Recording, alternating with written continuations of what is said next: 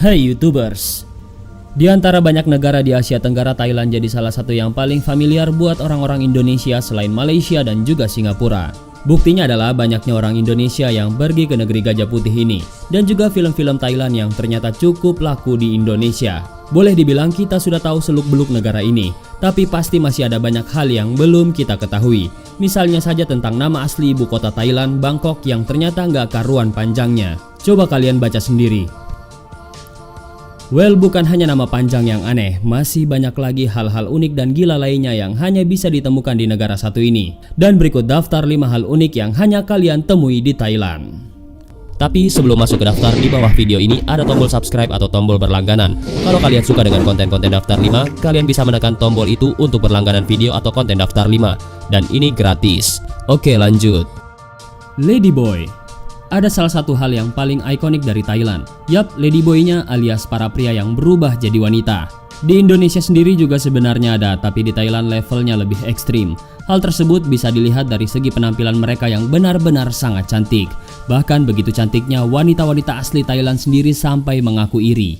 Hal ini harus jadi perhatian bagi para pria yang ingin datang ke Thailand. Sangat susah membedakan antara wanita asli dan juga ladyboy karena dalam segala hal, keduanya tampak terlihat sama. Bukan hanya fisik tapi juga gestur tubuhnya. Tapi tenang saja, tetap ada cara untuk membedakan mereka. Salah satunya dari cara mereka memilih toilet.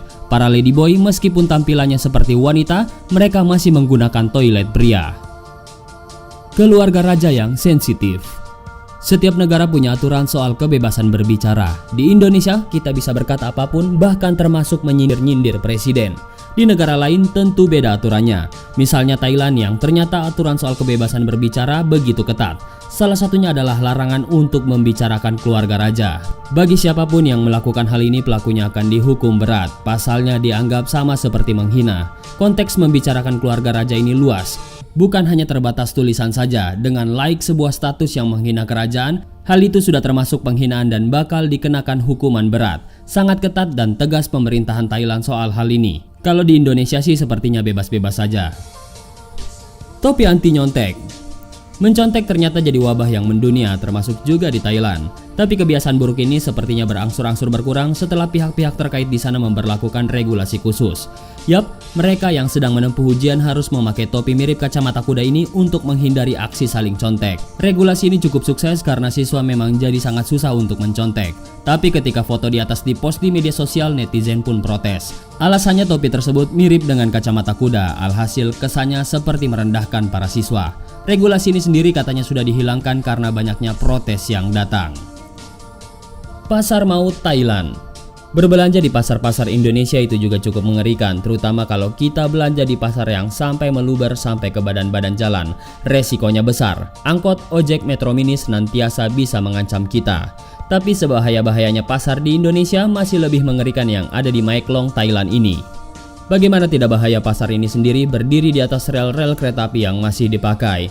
Jadi ya, ancamannya bukan lagi angkot tapi kereta api. Para pedagang di sini sebenarnya tahu kalau berdagang di daerah itu sangat berbahaya. Namun mereka punya cara unik untuk bisa menghindari kereta api. Yap, mereka membangun toko yang bisa dilipat-lipat. Jadi sewaktu kereta api datang, dagangannya aman. Bagaimana dengan sang pembeli? Silahkan cari aman sendiri.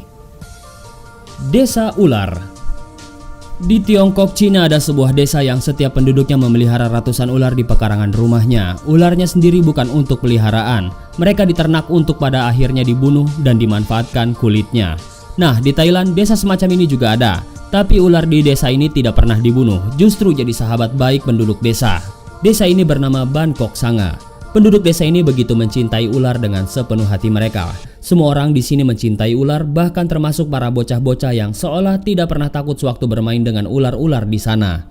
Bahkan jika ular-ular peliharaan penduduk desa ini mati, mereka juga bakal sangat sedih. Gara-gara hal unik ini, akhirnya banyak wisatawan yang mengunjungi desa Bangkok Sanga. Well, siapa sangka jika di negara ini ada begitu banyak keunikan yang tidak biasa.